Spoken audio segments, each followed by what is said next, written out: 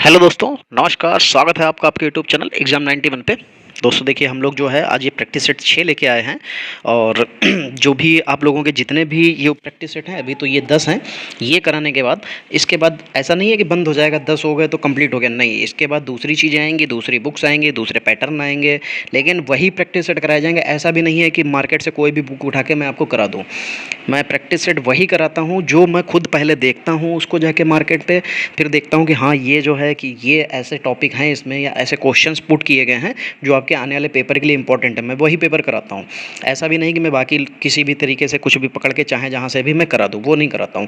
भाई दोस्तों, आपसे एक ही रिक्वेस्ट है कि जो भी लोग इस वीडियो को देखते हैं, भाई वीडियो को देखने वाले लोगों में करीब करीब सोचिए 79% बच्चा ऐसा होता है जो सिर्फ वीडियो को देखता है, सब्सक्राइब नहीं करता है। तो आप सभी से रिक्वेस्ट है कि जो भी लोग देखते हैं वीडियो को सब्सक्राइब जरूर कर लिया करें, ठीक है। वीडियो को देखने के साथ ही चैनल को सब्सक्राइब कर लिया करें। बाकी वीडियो को लाइक और शेयर ज़रूर कर दिया करें। और जितने भी क्वेश्चन आप इसमें देखते हैं, सारे के सारे अटेम्प्ट करने के बाद इसके जो आपके जो आंसर होते हैं, सही गलत जो भी जितने भी आपके बनते हैं, वो आप अपने आंसर जो इसके जो पेपर में जो बनते हैं, आप उसको कमेंट में ज़रूर बताया करिए कि भाई मेरे इतने नंबर आज जो है बने हैं। क्योंकि देखिए, ये एक पैटर्न है। और एक पैटर्न मैंने आपको ये भी बताया था कि जैसे ही आपकी वैकेंसी आती है, उसके साथ ही हम लोग क्या करेंगे कि एक सैटरडे को आपको एक PDF मिलेगा मेरे टेलीग्राम चैनल पे, जो कि क्या होगा कि वो आपको टेलीग्राम चैनल पे मिलने के साथ ही आपको वहाँ से क्या होगा कि वो डाउनलोड करना पड़ेगा। सैटरडे को मिलेगा। वो पूरा का पूरा प्रैक्टिस होगा 150 क्वेश्चंस का, जो आपको सॉल्व करना है। सैटरडे को सॉल्व कीजिए, संडे की दोपहर में हम लोग उसको लाइव पे आएंगे, लाइव पे उसको सॉल्व करेंगे। लाइव पे सॉल्व करने के साथ ही हम लोग क्या करेंगे, फिर ये देखेंगे कि इसके कितने नंबर सही हुए। उससे क्या होगा कि उससे आपका एक पैटर्न बनेगा, क्योंकि इस बार हाइब्रिड मोड पे पेपर होना है कि ऑनलाइन आपको पेपर आएगा, ऑफलाइन में उसको गोला करके भेजना होगा। तो ये चीज़ों की आपकी प्रैक्टिस बन जाएगी। दूसरा, जब आप इतने लोग सभी लोग शामिल हो गए लाइव में, तो एक ये भी पता चलेगा कि यार मैंने तो ये क्वेश्चन गलत कर दिया, इतने लोग सही कर रहे हैं, तो वो भी एक पैटर्न बनेगा। तो इसलिए दोस्तों उसको ज़रूर ज्वाइन कीजिएगा। वो सीरीज़ मैं फ्री में चला रहा हूँ, कोई पैसा नहीं पड़ेगा उसका, आपका ज़रूर ज्वाइन कीजिएगा। चलिए यहाँ पे देखिए, सामान्य हिंदी स्टार्ट करते हैं। पहला जो भाग है सामान्य हिंदी का है। इसमें आपको 40 क्वेश्चन देखने को मिलेंगे यहाँ पे, क्योंकि ये सहायक परिचालक और हेड परिचालक जो इसके जो वैकेंसी आती हैं यूपी पुलिस में, ये उसका पेपर है। चलिए पहला क्वेश्चन देखिए क्या लिखा हुआ, कर्कश का विलोम नीचे दिए गए विकल्पों में से कौन सा होगा। तो दोस्तों, कर्कश क्या होता है? कर्कश का मतलब होता है जो बहुत तीखा हो। मतलब तीखा सिर्फ खाने वाला नहीं होता है, कुछ आवाज़ तीखी होती है जिसको कहा जाता है कर्कश जो है आवाज़ है। कर्कश का मतलब होता है बहुत ही कठोर, बहुत ही मतलब चुभने वाला। तो उसका जो विलोम हो जाता है वो हो जाता है मधुर हो जाता है। चलिए फिर देखिए क्या लिखा हुआ है, प्रश्न संख्या 2 से 3 जो दिए गए वाक्यांश के लिए उचित विकल्प चुनें। जो इंद्र पर विजय कर चुका हो, ये जब उस समय पे जब मैंने एक दिन अभी ये आया हुआ था जितेंद्रिय, तो जब मैंने बताया था कि जो इंद्रियों को जीतता है वो जितेंद्रिय, जो इंद्र को जीत लेगा वो इंद्रजीत हो जाएगा। तो यहाँ पे आंसर सही क्या हो जाएगा? इंद्रजीत। उच्च कुल में पैदा व्यक्ति, उच्च कुल में पैदा व्यक्ति क्या होता है? धनी, सवर्ण, श्रेष्ठ और कुलीन। तो दोस्तों, जो उच्च कुल में पैदा होता है, देखो कुल क्या होता है? कुल मतलब ये नहीं है कि आप जो है एक ऊंची कास्ट में या किसी भी कह सकते हैं कि कोई धर्म में चले जाते हैं। बहुत से लोग अपने आप को कहते हैं कि ये सब चीज़ें बेकार की हैं, कुछ नहीं। देखो, उच्च कुल वही माना जाता है जो आपको सभ्यता सिखाए, सभ्य बनाए। तो उच्च कुल में पैदा व्यक्ति होता है कुलीन, ठीक है। 4 नंबर देखिए लिखा हुआ, ईश्वर तुम्हें दीर्घायु बनाए, अर्थ के आधार पर वाक्य का भेद बताएं। प्रश्नवाचक, विस्मयवाचक वाक्य, इच्छावाचक और निषेधवाचक। इसके लिए मैं बहुत बार इस चीज़ को एक्सप्लेन कर चुका हूँ, बहुत बार ये क्वेश्चन आ चुका है और बहुत बार मैं इसको एक्सप्लेन कर चुका हूँ। खैर कोई नहीं, फिर से मैं दोबारा से एक्सप्लेन करता हूँ। देखो, जब ईश्वर तुम्हें दीर्घायु बनाए, तो ये हमारी एक विश होती है, ये हमारी भगवान से विश है कि तुम्हें दीर्घायु बनाए, ये हमारी इच्छा है। तो जो इच्छा होती है वही इच्छावाचक वाक्य बन जाता है, तो ये इच्छा बन जाएगा। 5 नंबर देखिए लिखा हुआ, श्री गणेश का विलोम होता है। श्री गणेश होता है मतलब किसी चीज़ की शुरुआत करना, प्रारंभ करना, और उसका जो विलोम होता है श्री राधा, इति श्री, विनाश, या इनमें से कोई नहीं। तो इति श्री होता है किसी चीज़ को खत्म करना। जब आपके घर में कथा कराई जाती है श्री नारायण की, तो क्या कहा जाता है? इति श्री रेवा खंडे सप्तम अध्याय या प्रथम अध्याय समाप्त। तो ये जो होता है इति श्री का मतलब होता है कि वो जो हम लोगों ने काम स्टार्ट किया था वो अब खत्म हो गया। इति श्री का मतलब खत्म होता है। 6 नंबर में देखिए क्या लिखा हुआ है। 6 नंबर में लिखा हुआ है कि फूल का पर्यायवाची नहीं है। देखिए ये नहीं शब्द ध्यान दिया करिए, क्या लिखा हुआ है? नहीं लिखा हुआ है कि फूल का पर्यायवाची नहीं है। क्या नहीं है? सुमन, तनुजा, पुष्प और कुसुम। तो यहाँ पे लिखा हुआ है कि कौन कौन सा नहीं होगा। तो देखो सुमन फूल का पर्यायवाची होता है, पुष्प भी होता है फूल का पर्यायवाची, कुसुम मतलब भी पर्यायवाची जो होता है, और बाकी बचा तनुजा। तनुजा बेटी के लिए इस्तेमाल किया जाता है, ठीक है। तो तनुजा यहाँ पे बेटी के लिए हो जाएगा, ये मैं लिखे देता हूँ।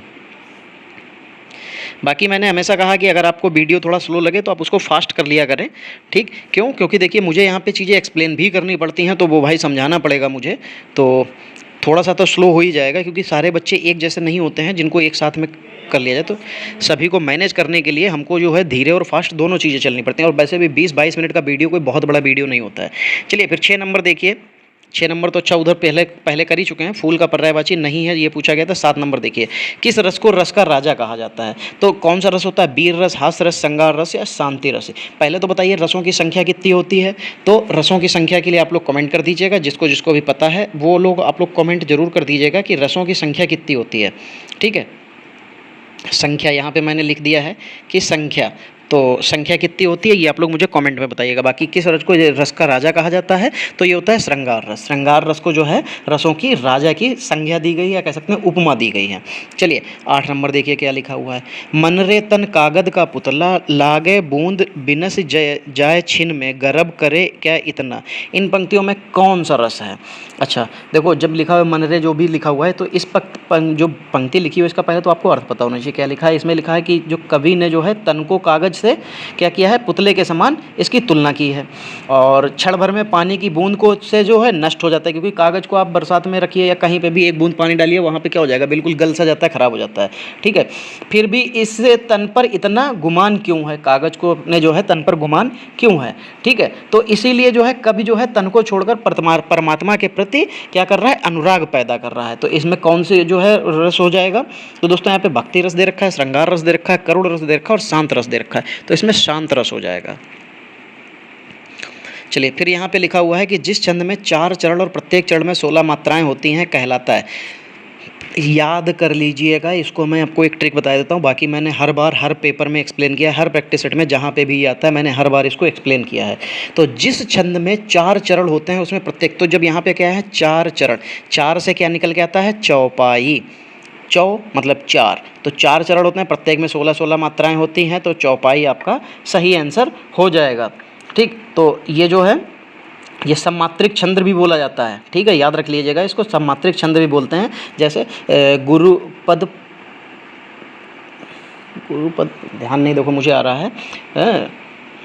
ऐसे ही एक जो है चौपाई होती है, चौपाई जैसे रामायण की आप कोई भी चौपाई उठा लीजिएगा उसमें 16-16 मात्राएं आपको मिल जाएंगी। चलिए 10 नंबर देखिए। 10 नंबर में क्या लिखा हुआ? कल्प वृक्ष का पर्यायवाची है।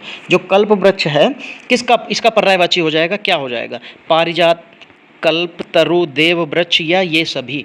तो भाई जो कल्प वृक्ष होता है उसको पारिजात भी कहते हैं, कल्प तरु भी कहते हैं और देव वृक्ष भी कहते हैं। तो यहाँ पे ये सभी सही हो जाएंगे। 11 नंबर देखिए क्या लिखा हुआ है। हिंदी की आदि जननी क्या है? हिंदी की आदि जननी पूछा जा रहा है, क्या है? तो पाली, संस्कृत, अपभ्रंश या प्रकृत। तो आप लोग अपना आंसर लगा ही लेंगे। चलिए हिंदी की जो आदि जननी माना जाता है वो दोस्तों संस्कृत को माना जाता है, ठीक है। तो इसीलिए जो है हिंदी को, जो हमारे जो वैदिक संस्कृति जो थी उसमें हिंदी भाषा, उसी से हिंदी भाषा का विकास हुआ संस्कृत से। संस्कृत भाषा के तत्व जो है भारत के सभी भाषाओं में समान रूप से मिलते हैं। जिस रूप में आज हिंदी भाषा बोली व समझी जाती है वही खड़ी बोली का साहित्य रूप भी है, ठीक है। ये इसका विकास जो है 19वीं शताब्दी के प्रारंभ में हो गया था। चलिए फिर देखिए 12 नंबर देखिए लिखा हुआ है हिंदी दिवस कब मनाया जाता है? हिंदी दिवस दोस्तों ये तो बहुत सबसे सरल क्वेश्चन हो गया। 14 अक्टूबर, 14 सितंबर, 11 जून, 15 सितंबर। तो ये तो आपको इतना सरल क्वेश्चन हो गया, क्योंकि हिंदी की तैयारी कर रहे हैं तो सिंपल सी बात है कि हिंदी दिवस तो हमको पता ही होगा। तो क्या हो जाएगा? 14 सितंबर हो जाएगा।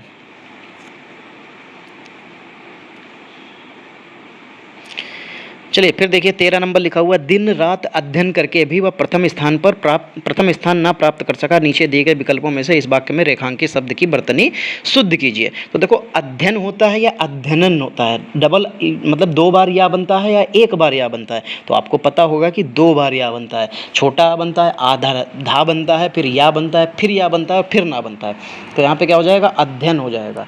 फिर 14 नंबर देखिए। 14 नंबर में क्या लिखा हुआ है? अविकारी शब्द क्या होते हैं? तो दोस्तों इसके लिए भी मैं बहुत बार आपको बता चुका हूं कि अविकारी शब्द कौन कौन से होते हैं। जो वे शब्द जिसमें जो है लिंग, वचन और कारक के आधार पर कोई परिवर्तन नहीं होता है वो अविकारी शब्द कहलाते हैं। जैसे कैसे, कौन कौन से होते हैं? जैसे आगे, पीछे, ऊपर, नीचे, यहाँ, वहाँ। आप इनको कारक में यूज प्रयोग करके देख लीजिए। वचन में जैसे यहाँ कितने लोग बैठे हैं, यहाँ 10 लोग बैठे हैं, तो भी कोई फ़र्क पड़ा? यहाँ का तो यहीं रहेगा, कोई परिवर्तन नहीं हो सकता। अब चाहे लिंग हो, यहाँ कितनी लड़कियां बैठी हैं, यहाँ कितने लड़के बैठे हैं, वहाँ कितनी लड़कियां बैठी हैं, वहाँ कितने लड़के बैठे हैं, कोई फ़र्क पड़ रहा? ऊपर कितने लड़के हैं, ऊपर कितनी लड़कियां हैं, कोई फ़र्क नहीं पड़ेगा। तो जिनके ऊपर जो है किसी भी तरीके से लिंग वाचन कारक का जो है कोई परिवर्तन नहीं होता है, उन्हीं को हम लोग अविकार्य शब्द कहते हैं। और ये जो है ये शब्द कौन से होते हैं? तो ये इन शब्दों को अव्यय शब्द कहते हैं, अव्यय शब्द कहते हैं। चलिए 15 नंबर, हिंदी वर्णमाला में व्यंजनों की संख्या। अब व्यंजन की संख्या देखो यहाँ पे जो है कई तरीके से दे रखी है। अब आपको यहाँ पे देखना है कैसे क्या लेना है, क्योंकि हिंदी वर्णमाला में व्यंजनों की संख्या, तो देखो वैसे तो टोटल हमारे पास कितने होते हैं? 52 होते हैं। और फिर उसमें से जो है व्यंजन जो होते हैं, व्यंजन में वैसे जो है आपके सामने 10 और 3 13 होते हैं टोटल व्यंजन। अब 13 व्यंजन के बाद में 52 में से अगर निकाल दोगे तो कितने बचेंगे आपके पास?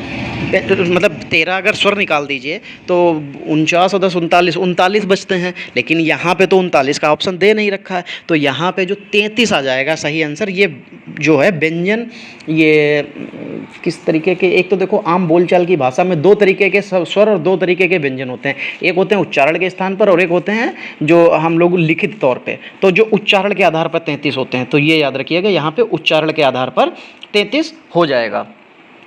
ठीक है, चलिए 15 के बाद 16 की तरफ चलते हैं। लिखा 16 से 20 तक निम्नलिखित काव्यांश को पढ़िए और उनके नीचे दिए गए प्रश्न को विकल्प को चुनकर लिखिए।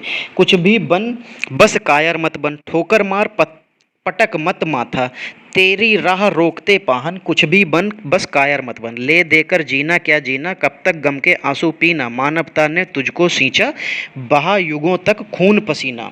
ये हमको एक कविता दे रखी है और इस कविता के आधार पर हमको इसके जो प्रश्न दिए हैं उसके बारे में बताना है। तो यहाँ पे जो कविता दे रखी है उसमें पहला क्वेश्चन पूछा गया है, कवि क्या करने की प्रेरणा दे रहा है? गम के आंसू पीने की, आत्मसमर्पण की, रुकावटों को ठोकर मारने की, या कुछ भी बनने की? तो भाई आपने खुद देखा होगा, दूसरी ही लाइन थी कि ठोकर मार, माथा मत पीट। तो इस तरीके से तो ठोकर मारना किसको थी? रुकावटों को ठोकर मारना। भैया किसी इंसान को मत ठोकर मार देना, कह दो भैया हमसे तो हमारे जो है जहाँ इस यूट्यूब पे जिन सर से पढ़ते हैं उन्होंने तो कहा था ठोकर मार दो। तो ठोकर मारना मतलब रुकावटों को ठोकर मारना है, ना कि किसी को ठोकर मारना। 17 नंबर देखिए, 17 नंबर में लिखा हुआ है, इन पंक्तियों में कायर का अर्थ क्या है? सहज, समझौतावादी, चालाक और दुष्ट। तो देखो कायर कई तरीके के होते हैं, ऐसा नहीं है कि आप लड़ाई लड़ने जा रहे हैं और आप लड़ने नहीं जा रहे तो आप कायर हो गए, ऐसा नहीं है। ठीक है, क्या होता है कि जो समझौता कर लेता है अपनी परिस्थितियों के अनुसार वो कायर कहलाता है। तो समझौतावादी जो हो जाएगा वो कायर हो जाएगा।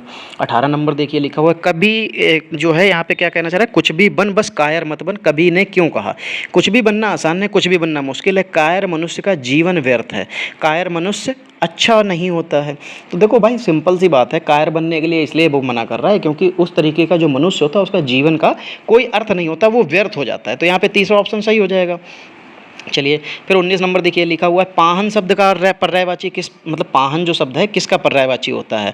ठीक, तो देखिए यहाँ पे लिखा मेहमान, पैर, पत्थर और पर्वत। तो जो पाहन होता है दोस्तों इसका मतलब होता है पत्थर। क्या होता है? पत्थर। फिर 20 नंबर देखिए, कवि के अनुसार किस प्रकार का जीवन व्यर्थ है? सॉरी दोस्तों, कवि के अनुसार किस तरीके का जीवन व्यर्थ है? तो आदर्शवादी, समझौतावादी, खून पसीना बहाकर, रुकावटों को ठोकर मारना। तो दोस्तों आपको भी यहाँ पे अच्छे तरीके से पता चल गया होगा कि किस तरीके कवि के अनुसार किस प्रकार का जीवन जो है वो व्यर्थ होगा। तो समझौतावादी जो इंसान होते हैं उनका जीवन व्यर्थ होता है। चलिए 21 नंबर देखिए लिखा हुआ है, इस समास में पहला पद संख्यावाचक होता है। संख्यावाचक के लिए मैंने आपको बताया था कि जहाँ कहीं पे भी संख्यावाचक आ जाता है, जो भी संख्यावाचक आ जाते हैं उसमें क्या बन जाता है? वो बन जाते हैं द्विगु समास। क्या बन जाते हैं दोस्तों? द्विगु समास बन जाते हैं। द्विगु समास में जैसे पंचरत्न, तो 5 आ गया इसमें, जैसे त्रिफला, नवग्रह, तो ये सब क्या बन जाएंगे? ये सब हमारे द्विगु समास बन जाएंगे। ठीक है, द्वंद्व में क्या होता है? द्वंद्व में मैंने आपको ट्रिक बताई थी कि हमेशा विपरीत होते हैं, लड़ाई जरूर होगी। लड़ाई का मतलब ऐसा नहीं कि मार लेके लाठी डंडे पड़ गए पीछे, नहीं। लड़ाई का यहाँ पे मतलब ये होता है कि वो एक दूसरे के विपरीत होते हैं। जैसे माता, फिर योजक चिन्ह और फिर पिता, तो इसका मतलब है इन दोनों के बीच में जो है और शब्द आएगा माता और पिता। दूसरा एक देखो, एक दूसरे के अपोजिट हैं बिल्कुल। ठीक है, लड़ाई झगड़े का मतलब यहाँ पे अपोजिट है, जैसे माता फिर पिता, भाई बहन, ठीक, दिन रात, एक दूसरे के अपोजिट होते हैं बिल्कुल। ठीक है, तो वहाँ पे द्वंद्व आ जाता है। चलिए फिर ऐसे ही 22 नंबर देखिए, 22 नंबर में क्या लिखा हुआ है, राजपुत्र में कौन सा समास हो जाएगा, तो राजपुत्र को पहले तो आप तोड़िए, क्या हो जाएगा, आप इसका जो है समास जो है विग्रह कर दीजिए, तो क्या हो जाएगा, संधि जो होती है संधि और फिर विग्रह मतलब तोड़ना होता है, हाँ आप इसको तोड़ लीजिए। जैसे ही आप तोड़ेंगे तो तोड़ने पे क्या हो जाएगा, ये अलग अलग हो जाएगा और आपको सारी चीज़ें पता चल जाएंगी। तो 22 में लिखा हुआ है कि राजपुत्र, तो राजा का पुत्र क्या हो जाता है, राजा का पुत्र, और जैसे ही कारक चिन्ह आता है, कारक चिन्ह के आते ही तुरंत ये तत्पुरुष समास बन जाता है। कारक, भाई कारक की संख्या कितनी होती है, एक बार कमेंट जरूर कर दीजिएगा, कारक की संख्या कितनी होती है। बहुत पेपर में, बहुत से सेट पेपर में बता चुका हूँ, बहुत से प्रैक्टिस सेट में बता चुका हूँ, तो भाई कारक की संख्या जरूर बताइएगा कितनी होती है। चलिए 23 से लेकर 24 तक बताना है कितने का जो है, इसमें 4 विकल्पों में से बेमेल शब्द को पहचानना है। अच्छा भाई, बेमेल को पहचानना लिखा हुआ है, समस्या, खेद, कठिनाई और जटिलता। तो देखो जब हम लोग कहीं पे रास्ते पे जा रहे होते हैं तो उसमें क्या लिखा होता है, समस्या के लिए खेद है या कठिनाई के लिए खेद है, आगे जटिलताएं हैं तो उस तरीके की, तो खेद जो होता है इन सबके साथ लगाया जा सकता है। तो ये तीनों शब्द तो एक जैसे हो जाएंगे, मतलब इनके लिए जो है खेद लगाया जा सकता है, खेद जो है वो अलग हो जाएगा, ठीक है, क्योंकि जो समस्या, कठिनाई और जटिलता होती है किसी काम में परेशानी को दिखाते हैं, और उसके लिए हम जो है ये शब्द कह सकते हैं कि भाई आगे सड़क बन रही है, जटिलता के लिए खेद है कह सकते हैं, समस्या के लिए खेद है, कठिनाई के लिए खेद है, तो वो चीज़ अलग हो जाती है। तो अलग क्या हो जाएगा 23 में, बी नंबर यानी कि खेद अलग हो जाएगा। 24 नंबर देखिए क्या लिखा हुआ है, घर, प्रियजन, परिवार और बच्चे। तो देखो घर में कौन कौन रहता है, परिजन रहते हैं, परिवार रहता है, बच्चे रहते हैं, तो यहाँ पे सब तो घर में रहने वाले लोगों के बारे में दिया गया है, तो यानी कि घर ही एक ऐसा है जो अलग हो जाएगा, तो यहाँ पे 24 नंबर में घर अलग हो जाएगा। 25 नंबर, जिस समास का पूर्व पद यानी कि पहला पद प्रधान हो उसे कौन सा समास कहते हैं। तो दोस्तों जिसमें पहला पद प्रधान होता है, ठीक है, उसे क्या कहते हैं, अव्ययी भाव समास कहते हैं। याद कैसे करेंगे, यहाँ पे लिखा है छोटा आ से ये स्टार्ट होता है, और छोटा आ क्या होता है, वो पहला वर्ण होता है, यानी कि जब पहला वर्ण होगा तो यहाँ पे भी तो पहला ही उसने कहा है कि पहला जो होता है पूर्व पहला पद प्रधान होता है, तो पहला मतलब छोटा, तो यानी कि इसमें पहला पद प्रधान। देखो परिभाषा आपको याद हो गई भाई, ऐसे ही देखिए हमारा यही तरीका है। देखिए मैंने आज तक कभी भी किसी टीचर से हिंदी नहीं पढ़ी है, मैंने खुद से अपने आप को हिंदी पढ़ी है। दूसरी सबसे बड़ा, मैंने हिंदी में कुछ चीज़ों को अपने आप को एनालाइज़ किया, तब मैंने उनकी ट्रिक्स निकाली हैं, और ये बेसिक सी ट्रिक मैंने, ये टीचर नहीं, किसी ने टीचर ने मुझे नहीं बताई, तो मैंने क्या किया कि इनको मैंने खुद से अपने आप में दिमाग में छाप लिया कि यार यहाँ पे तो ये होता है कि अगर मैं इसको ट्रिक को लगाऊँ तो मुझे ये याद हो रहा, तो मैंने वैसे करके याद किया और मुझे भाई याद भी हो गए। तो आप भी वही चीज़ें अपनाइए तो जल्दी याद हो जाएंगे। देखिए परिभाषाओं का क्या होता है ना कि आप उसको अगर पढ़ते हैं और फिर दिमाग में वैसे के वैसे छापेंगे तो देखिए चीज़ें दिमाग में देर से घुसेंगी, और मैं ठहरा भाई देखो मुझे याद होने के मामले में बहुत कच्चा हूँ, मुझे जल्दी चीज़ें याद नहीं होती हैं, तो मैंने अपनी ट्रिक्स लगाई, याद कर लिया, याद हो गया, ठीक। चलिए फिर देखिए यहाँ पे 26 से 29 तक क्या दे रखा है, निम्न भक्ति काव्य के प्रमुख कवि कौन है, ये देखते हैं। दिए गए विकल्पों में से निर्गुण व्यक्ति काव्य के प्रमुख कवि कौन। अब निर्गुण व्यक्ति के काव्य के जो पूछा गया है कि निर्गुण भक्ति काव्य के प्रमुख कवि कौन हो जाएंगे, तो सूरदास, कबीरदास, तुलसीदास और केशव। जो यहाँ पे जितने भी ऑप्शन दे रखे हैं, तो जो कबीर दे रखे हैं वो निर्गुण भक्ति भाव जो होता है, निर्गुण भक्ति धारा, ये इसी के कवि थे। तो ये क्या थे, ये संत होने के बाद भी पूर्णतः गृहस्थ जीवन का निर्वाह इन्होंने किया था, तो ये कबीर थे। 27 नंबर, भारतीय संविधान में किस भाषा को राजभाषा के रूप में स्वीकार किया गया है। सबसे सरल क्वेश्चन, अब तक का सबसे सरल क्वेश्चन है आपके सामने। अगर आप इस क्वेश्चन को देख रहे हैं, खैर मैं इसका आंसर तो आपसे पूछूंगा कि आप लोग इसका जो है आंसर मुझे कमेंट में बताएंगे, लेकिन इसकी बाकी चीज़ें मैं बता दूंगा, इसको आप लोग मुझे कमेंट में बताएंगे। बाकी मैं आपको बता देता हूं कि कौन सा भाग है, तो ये भाग 17 है, राजभाषा जो है वो भाग 17 में दे रखी है, ठीक है। उसमें जो है अनुच्छेद कौन सा है, 343 है, ठीक। कितनी भाषाएं जो हैं, भाग राजभाषा जो की बात हो रही है, तो राजभाषा अनुच्छेद 343 है, भाग 17 है। यहाँ पे जो है हमारी एक राजभाषा दी गई है कि वो राजभाषा होगी, वो कौन सी होगी आप लोग मुझे कमेंट में ज़रूर बताइएगा। अगर भाई जिसको नहीं पता हो, जिसको लगता हो कि मुझे इसका आंसर नहीं पता है, तो आप लोग कमेंट कर दीजिएगा इसका नहीं पता, फिर मैं आपको उसका आंसर भी दे दूंगा। चलिए 28 नंबर देखिए, लिखा हुआ कामायनी जो है महाकाव्य के रचयिता कौन है। अब इतना सरल क्वेश्चन आ गया भाई, कामायनी के रचयिता कौन है। तो दोस्तों कामायनी के तो आपको भी पता होगा कि जयशंकर प्रसाद जो है कामायनी के रचयिता हैं। 29 नंबर, पृथ्वीराज रासो। इतनी मतलब कह सकते हैं कि जैसे अभी तक अगर आपने तैयारी स्टार्ट की, आज पहली बार आप मतलब ये समझ लीजिए अभी पहला ही एग्जाम आप देने जा रहे हैं, अपने पहला ही एग्जाम की तैयारी करना स्टार्ट स्टार्ट किया तो आपने कुछ किताबें उठाई होंगी, वन लाइनर किताब उठाई जाती है, सबसे पहले बच्चा वन लाइनर उठाता है। नहीं आपने लूसेंट भी उठाई है मान लीजिए, तब भी कोई बात नहीं, तो वो वहाँ पे भी पुस्तकों का एक पैटर्न दिया होता है कि यहाँ से पुस्तकें स्टार्ट हैं, तो वहाँ पे पुस्तकों में आपको पृथ्वीराज रासो किस काल की रचना है तो ये भी पता चल जाएगी। और पृथ्वीराज किसने लिखी है, तो पृथ्वीराज दोस्तों ये जो है ये लिखी है, पहली बात तो चलो बात कर लेते हैं कि पृथ्वीराज किस काल की है। तो पृथ्वीराज रासो ये आदि काल की है। लिखी किसने है, चंद बरदाई ने लिखी है।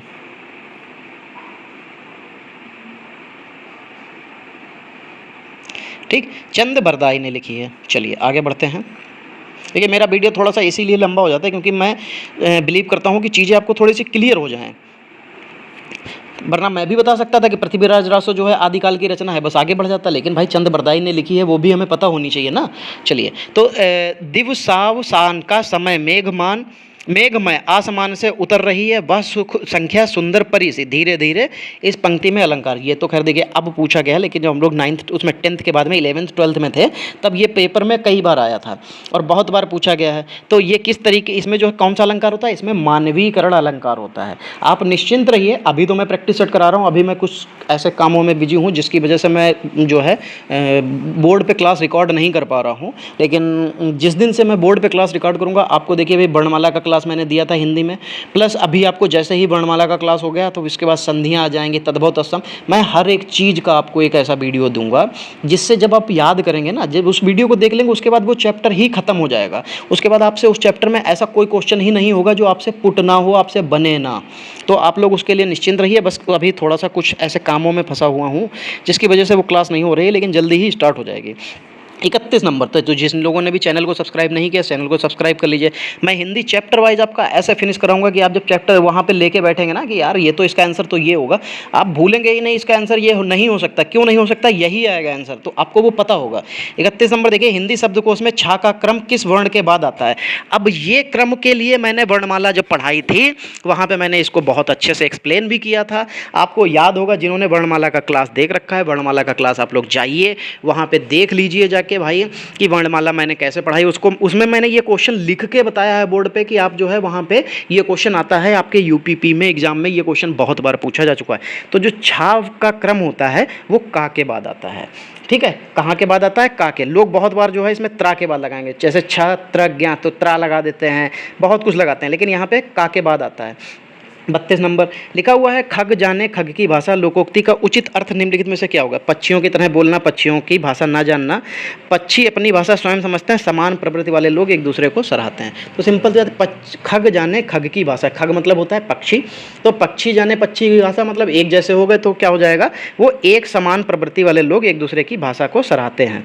नीचे दिए गए वाक्य में पहले और अंतिम भाग को क्रमशः 1 से 6 तक दिया गया है, उसके बाद हमको सब इसको संभालना है। चलिए भाई कोई दिक्कत नहीं है, कल भी ये पेपर आए हुए थे, आज भी आए हैं, तो हम लोग इसको संभाल लेते हैं। लिखा हुआ है, जिस प्रकार अग्नि जिस प्रकार दहकना है उसी प्रकार, अच्छा दहकना है तो सिंपल सी बात अग्नि का काम होगा दहकना, तो जिस प्रकार, अच्छा तो देखिए यहीं पे लिखा भी है कि जिस प्रकार अग्नि का धर्म है दहकना, ठीक है, उसी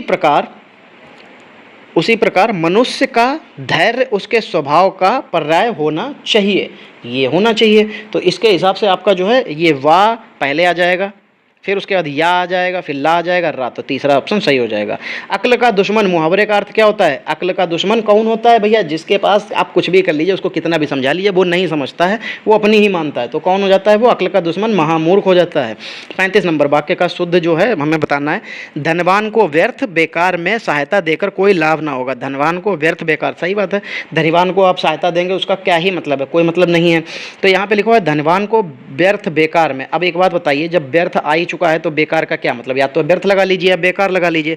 तो धनवान को बेकार में सहायता देकर कोई लाभ ना होगा, या धनवान को व्यर्थ में सहायता देकर कोई लाभ ना होगा। तो यहाँ पे बी ऑप्शन को आप ले लेंगे, क्योंकि पहले वाले में व्यर्थ आ ही चुका है, तो बी ऑप्शन आपका गलत हो जाएगा। 36 नंबर देखिए, दिए गए शब्दों में शुद्ध बर्तनी वाला शब्द कौन सा हो जाएगा। सर्वोत्तम लिखा है, संसारिक लिखा हुआ है, सच्चिदानंद लिखा हुआ है और कीर्ति लिखा हुआ है। तो यहाँ पे उसने शुद्ध बर्तनी यानी कि जो बिल्कुल सही लिखा हो, तो सच्चिदानंद बिल्कुल सही लिखा हुआ है यहाँ पे, इसमें कोई गलती नहीं है, ठीक है। चलिए, उपसर्ग का प्रयोग होता है, मैंने हर बार बताया, जब भी उपसर्ग और प्रत्यय आते हैं हर बार मैं इसको क्लियर करता हूँ कि उपसर्ग कहाँ लगते हैं भाई, उपसर्ग वाक्य के प्रारंभ में लगते हैं, ठीक है। जब प्रारंभ शब्द होता है उसके लिए क्या यूज किया था, उसके लिए यूज किया था आ, आदि, क्या होता है क्या होता है, उपसर्ग का प्रयोग वाक्य के मतलब वर्ड शब्द के प्रारंभ में होता है। सब प्रारंभ का मतलब होता है आदि, शब्द के आदि में। चलिए फिर 38 नंबर देखिए, मिठास शब्द में किस प्रत्यय का प्रयोग हुआ है। तो अब प्रत्यय बाद में लगता है, तो मीठा होता है उसमें जो है क्या लगा हुआ है, सा। तो यानी कि 38 नंबर में अगर हम लोग देखेंगे तो मीठा आस, तो मिठास क्या हो जाएगा, मिठास। 39 नंबर देखिए क्या लिखा हुआ है, सत्याग्रह का सही संधि विच्छेद है। तो सत्याग्रह का सही संधि विच्छेद क्या हो जाएगा, सत्य प्लस आग्रह। क्या हो जाता है, सत्य प्लस आग्रह। तो यहाँ पे चौथा ऑप्शन सही हो जाएगा। 40 नंबर देखिए क्या लिखा है, दो वर्णों के मेल से होने वाले विकार या परिवर्तन को कहते हैं। ये तो परिभाषा लिखी हुई है, किसकी परिभाषा होती है, ये संधि की परिभाषा होती है कि दो वर्णों के मेल से होने वाले विकार को, विकार या परिवर्तन को क्या कहते हैं, संधि कहते हैं। तो ये वाले लीजिए भाई, आपका संधि हो गया। तो दोस्तों देखिए आज की जो हमारी पूरी क्लास थी ये हिंदी की 40 क्वेश्चंस की थी। इसको आप देखिएगा, सॉल्व कीजिएगा, देखिए कितने क्वेश्चन आप इसको सॉल्व कर सकते हैं, कितने सही कर सकते हैं। आप जितने भी इसमें सही कर सकें भाई, जितने भी आपके जैसे 30, 32, 35, 40, 38 जितने भी आपके सही हों, आप कमेंट में एक बार मैसेज जरूर कीजिए कि मेरे इतने सही हुए हैं। तो आपस में कॉम्पिटिशन भाई जरूर बनाइए। देखिए आप लोग जब तक आपस में कॉम्पिटिशन नहीं बनाएंगे, आप लोग एक दूसरे से निकलने की होड़ नहीं होगी, आगे निकलने की कुछ भी फायदा नहीं है, सक्सेस नहीं मिलती है। तो आप अपने पड़ोसी से, अपने भाई से, अपने दोस्त से वीडियो शेयर कीजिए, उसको बताइए कि ये वीडियो में आया हो, इसको देखो, सॉल्व करो, आके दोनों लोग मिलकर सॉल्व करो, फिर देखो कितने सॉल्व कर सकते हो, कमेंट करके बताओ। तो आपस में जब कंपटीशन होगा वो बहुत जरूरी है। चलिए आज की क्लास को हम लोग यहीं पे समाप्त करते हैं। अगर आपको सेशन अच्छा लगा है तो वीडियो को लाइक और शेयर जरूर कर दीजिएगा। नए हैं तो चैनल को सब्सक्राइब कर लीजिएगा। मिलते हैं अगली क्लास में, तब तक के लिए जय हिंद दोस्तों।